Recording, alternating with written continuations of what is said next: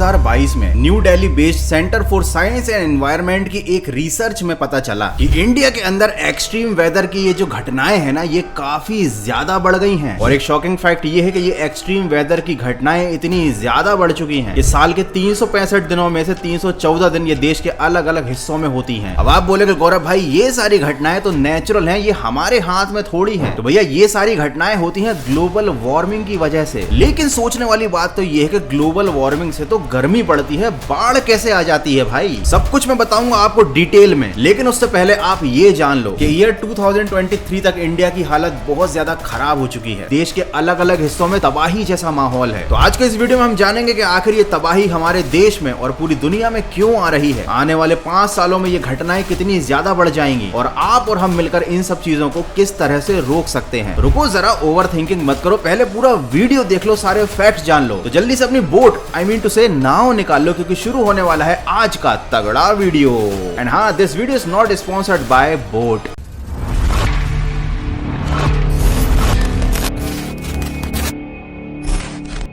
कल्पना कीजिए आपकी आंखों के सामने आपका पूरा का पूरा घर बाढ़ में डूब जाए। जिस मोहल्ले में आप रहते हैं वो पूरा का पूरा मोहल्ला बह जाए, आपके घर के नीचे की जमीन धंस जाए और आपका वो घर जिससे आपकी मेमोरीज जुड़ी हुई हैं वो एक गड्ढे के अंदर चला जाए, वो भी पलक झपकते ही। सोचो ये नजारा कितना ज्यादा डरावना होगा। लेकिन मैं आपको डरा नहीं रहा हूँ, मैं तो आपको हमारे देश की सच्चाई बता रहा हूँ। न्यू दिल्ली में based public interest research and advocacy organisation, जिसका नाम है centre for science and environment, ने अपनी रिपोर्ट में इस बात का खुलासा किया है कि हमारे देश में केवल 2022 में इन सारी घटनाओं की वजह से 3000 लोगों की जान चली गई, 4.8 मिलियन एकड़ की खेती की जमीन बर्बाद हो गई और 69,000 एनिमल्स मारे गए। केवल एक साल के अंदर इस तरह की घटनाओं ने हमारे देश के 4,20,000 घरों को खत्म कर दिया। मतलब या तो वो घर बाढ़ के अंदर बह गए या फिर जमीन में समा गए। और ये केवल इंडिया का रिसर्च नहीं है। UN intro governmental panel of climate changes ने 2002 की रिपोर्ट में बताया था कि इंडिया की हालत बहुत ज्यादा खराब होने वाली है इन एक्सट्रीम वेदर्स की घटनाओं की वजह से। और साथ ही इस ऑर्गेनाइजेशन ने ये चेतावनी भी दी है कि अगर इंडिया ने 2023 तक अपनी ग्रीन हाउस गैस इमिशन को कंट्रोल नहीं किया तो हालात इससे भी ज्यादा बदतर हो सकते हैं। तो अब तो आप समझ ही गए होंगे कि ये जो भी बाढ़ आती है, बहुत बड़े बड़े तूफान आते हैं, एक्सट्रीम रेन होती है जिसकी वजह से बहुत सारा नुकसान होता है, उसके पीछे एक ही रीजन है और वो रीजन है ग्लोबल वार्मिंग। लेकिन अब सवाल ये उठता है कि ग्लोबल वार्मिंग की वजह से तो गर्मी पड़ती है, जिसकी वजह से दुनिया में सूखा पड़ जाना चाहिए, लेकिन यहाँ पर उल्टा हो रहा है। ग्लोबल वार्मिंग बढ़ने की वजह से आखिर तूफान, बारिश और बाढ़ कैसे बढ़ सकती हैं? अगर ये सवाल आपके दिमाग में आ गया है तो चलिए इसका जवाब जानते हैं। ग्लोबल वार्मिंग की वजह से जैसे जैसे हमारी धरती गर्म होती है तो हर 1 डिग्री सेल्सियस बढ़ने पर हवा के अंदर 7% ज्यादा मॉइस्चर लॉक हो जाता है। मतलब इन्वायरमेंट में जितनी ज्यादा गर्मी बढ़ेगी, हवा के अंदर नमी भी उतनी ज्यादा बढ़ेगी। और बारिश के मौसम में जब ये हवा ठंडी होती है तो इसकी वजह से नॉर्मल से काफी ज्यादा मात्रा में बरसात होती है और इस तरह से ग्लोबल वार्मिंग की वजह से नॉर्मल रेन एक भारी वर्षा में बदल जाती है। लेकिन क्या केवल भारी वर्षा की वजह से इतनी तबाही आ सकती है? जी नहीं, इसके पीछे एक रीजन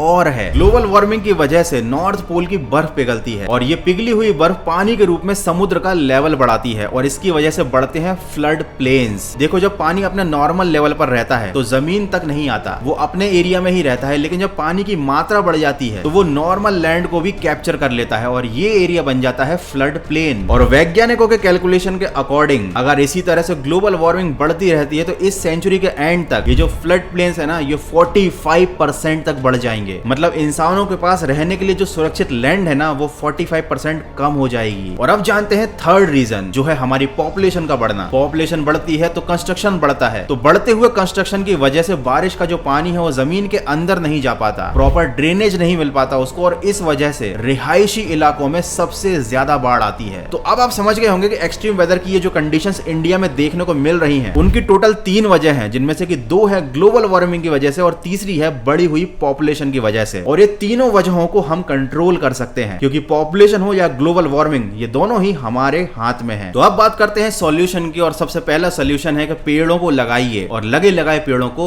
मत काटिए, क्योंकि पेड़ों की जो जड़ें होती हैं वो जमीन को बांध बांध कर रखती हैं और इनकी वजह से सिंक होल क्रिएट नहीं होते। जी हाँ, मैं इसी सिंक होल की बात कर रहा हूँ जो पूरे के पूरे घर को निगल जाता है। पेड़ ग्लोबल वार्मिंग को भी कंट्रोल में रखते हैं क्योंकि वो ग्रीन हाउस गैसेस को बढ़ने नहीं देते। ये तो थे सॉल्यूशन ग्लोबल वार्मिंग को कम करने के और पॉपुलेशन को कम करने के सॉल्यूशन। मैं आपको क्या ही बताऊं, आप लोग तो खुद ही समझदार हो।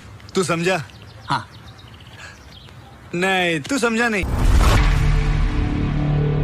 लेकिन भैया इन सारे वीडियोस को बनाने का कोई फायदा नहीं है क्योंकि लोग एक कान से सुनते हैं और दूसरे कान से निकाल देते हैं। किसी को ना पर्यावरण की कोई फिक्र है ना पेड़ों की कोई फिक्र है, और जब इस तरीके की घटनाएं उनके साथ घटती हैं तो फिर लोगों को भगवान याद आते हैं। तो भैया ये सारी जो घटनाएं हो रही है ना, ये जो प्रकृति अपना रौद्र रूप दिखा रही है, इसके पीछे भगवान नहीं हम लोग ही जिम्मेदार हैं। यार that's it for today. I hope कि आपको इस वीडियो में जो मैसेज मैं देना चाहता था वो आपको समझ में आ गया होगा। आई होप कि इस वीडियो में दी गई इन्फॉर्मेशन आपको अच्छी लगी होगी, देखने में मजा आया होगा। अगर ऐसा वीडियो को लाइक करना, नए हो पहली बार आया तो सब्सक्राइब जरूर करना। आप देख रहे थे गौरव पटारे चैनल। मिलते हैं अगले तगड़े वीडियो में। अच्छा, जब बात भगवान की चली रही थी तो मेरे को एक चीज याद आई, जरा इस साउंड को सुनो।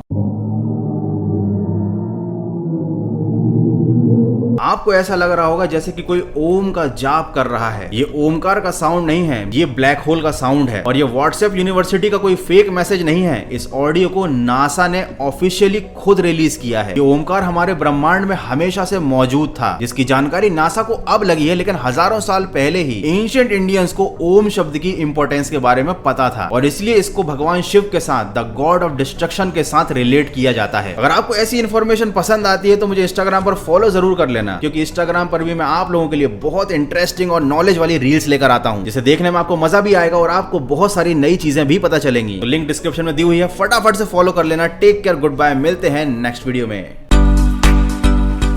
चलिए शुरू करते हैं आज का तगड़ा वीडियो। और एक शॉकिंग फैक्ट, और एक shocking but real fact, but एक शॉकिंग बट रियल, बट एक शॉकिंग फैक्ट, और एक शॉकिंग फैक्ट तो ये है कि इंडिया में ये घटनाएं इतनी ज्यादा बढ़ चुकी हैं। 314 दिन साल के, ये साल के 365 में से अलग अलग जगहों में घटना, क्या बोल रहा हूं मैं, ये साल के 365 दिनों में से 314 दिन ये देश के अलग अलग हिस्सों में होती हैं। ये परफेक्ट है। अब ये